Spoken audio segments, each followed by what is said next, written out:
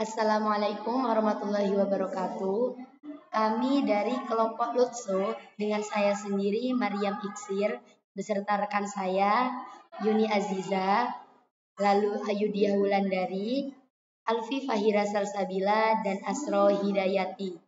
Di sini kami akan memaparkan sekilas mengenai interpolation search. Langsung saja.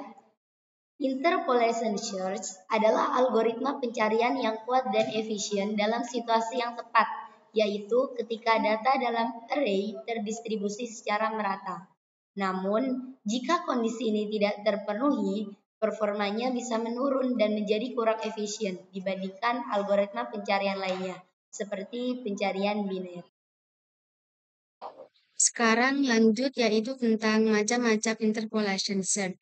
Nah, yang pertama di sini ada linear interpolation search, kedua quadratic interpolation search, ketiga exponential interpolation search, yang keempat Fibonacci interpolation search, dan yang kelima yaitu tentang double interpolation search. Nah, di sini yang pertama linear interpolation search. Nah, di mana di sini linear interpolation search adalah bentuk paling dasar dari interpolation search. Nah, di sini algoritma yang berada di sini yaitu menghitung posisi perkiraan atau pos elemen yang dicari atau K yang menggunakan rumus interpolasi linear. Nah, yang kedua yaitu quadratic interpolation search.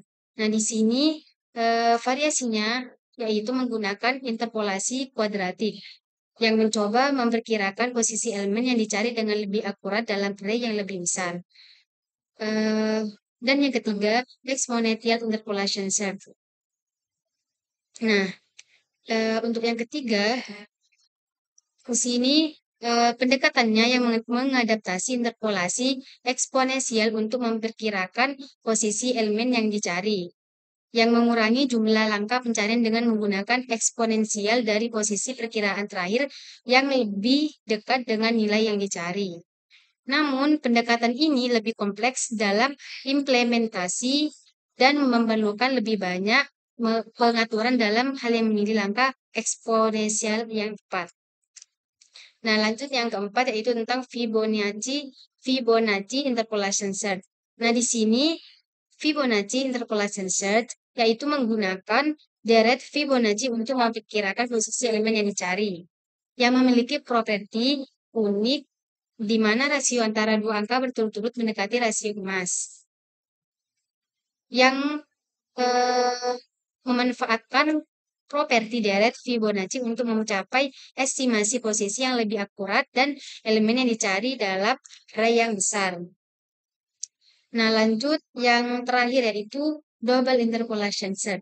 Nah, di sini dalam tahap double interpolation search yaitu menggunakan dua tahap interpolasi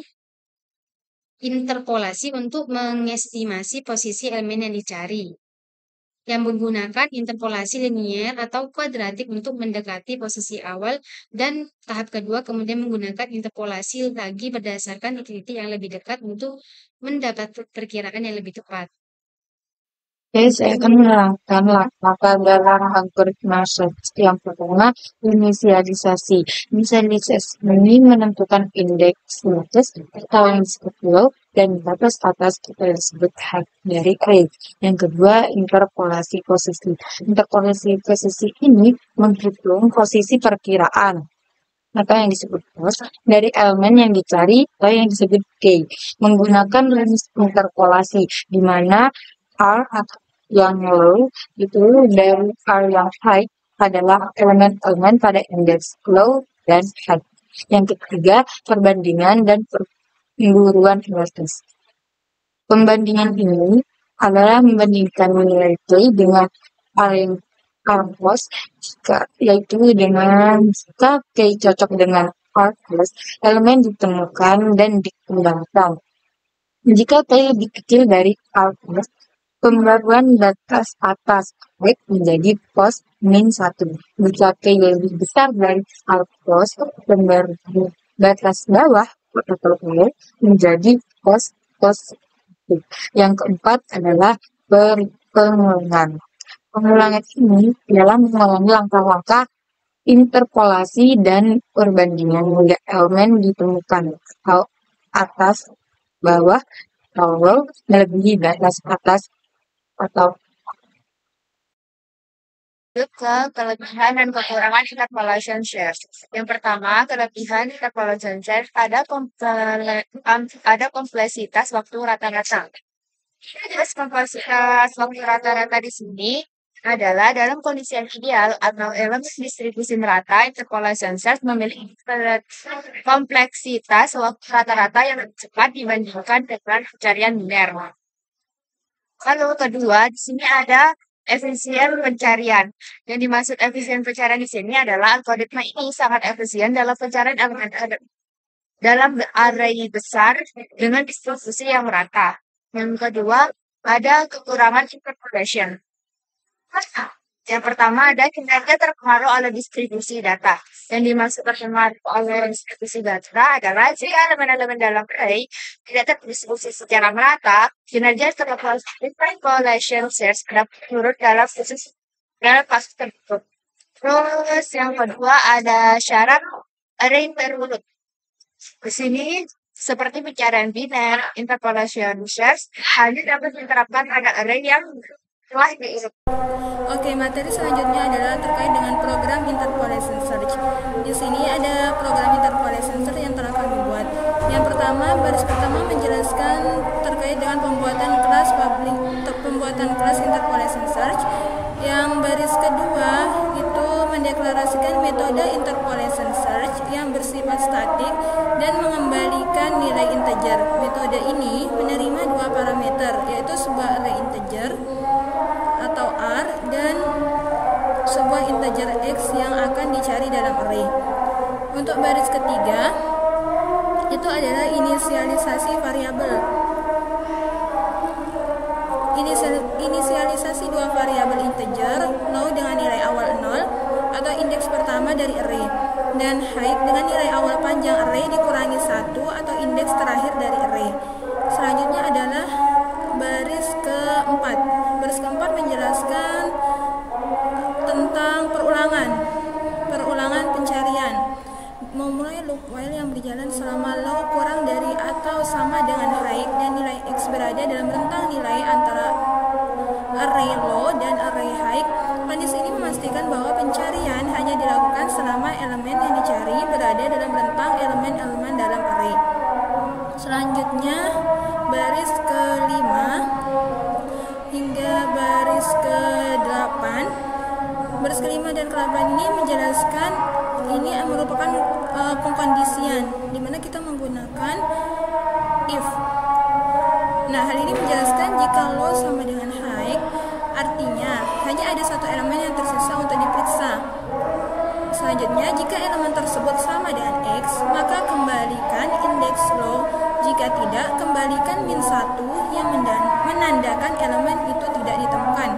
Selanjutnya adalah baris ke-9. Baris ke-9 menjelaskan baris ke-9 ini merupakan langkah kita dalam menghitung posisi proyeksinya, yaitu menghitung posisi proyeksi pos menggunakan rumus interpolasi.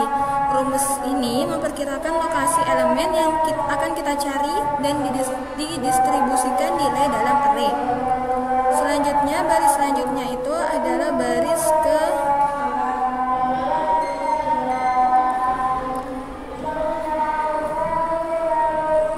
selanjutnya adalah baris ke-9 ke-10 maaf. Selanjutnya adalah baris ke-10. Baris ke-10 ini menjelaskan jika elemen pada posisi pos ini sama dengan X, maka kita akan mengembalikan nilai pos yang menandakan elemen tersebut ditemukan pada indeks tersebut.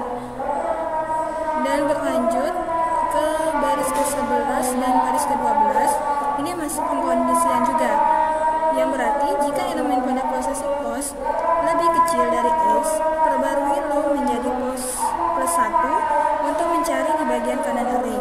Namun jika tidak, maka kita akan perbarui height menjadi pos min 1 untuk mencari di bagian kiri array.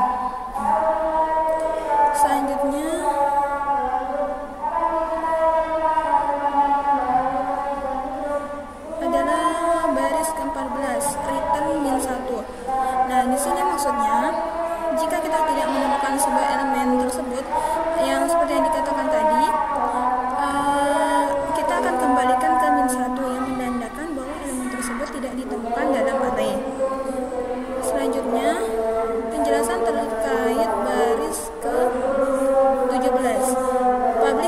Void Main. Jadi, Public Static Void Main ini maksudnya adalah yaitu deklarasi metode main yang merupakan titik masuk program.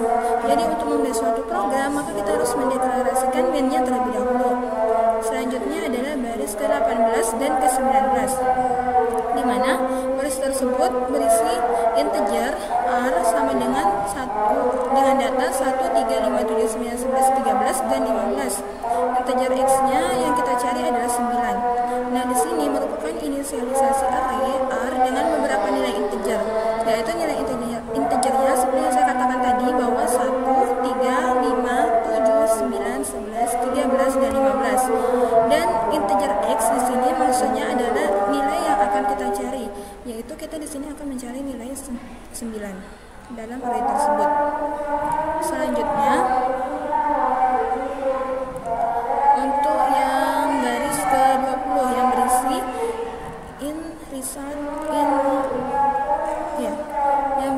result interpolation search R, X. Nah, di sini fungsinya adalah memanggil metode interpolation search dengan array R dan nilai X untuk menyimpan hasil pencarian dalam variabel result. Selanjutnya, kita akan mencoba untuk menampilkan hasilnya pada baris ke-21 hingga baris ke-24 atau hingga baris terakhir. Nah, di sini kita akan mencoba menampilkan hasilnya apakah elemen yang kita cari itu dapat ditemukan atau tidak dengan menginputkan if result tono misalnya sendiri di programnya, dan di sana untuk menampilkan hasil apakah elemen tersebut tidak ditemukan atau tidak ditemukan. Nah, jika result tidak sama dengan -1, kita akan mencetak sebuah pesan bahwa elemen tersebut tidak ditemukan pada indeks yang kita berikan. Nah, namun jika halaman tersebut ditemukan atau array tersebut ditemukan, maka kita akan mencetak bahwa elemen tersebut ditemukan. Oke, dari paparan materi yang telah kami jelaskan, jadi kesimpulan yang dapat kita ambil adalah dari materi interpolation search ini, Interpolation search adalah alat yang kuat dalam perangkat algoritma pencarian, terutama ketika digunakan dalam skenario yang sesuai dengan distribusi data yang merata dan terurut. Meskipun memiliki keterbatasan, kelebihannya dalam efisiensi waktu pencarian menjadikannya pilihan yang menarik untuk aplikasi tertentu.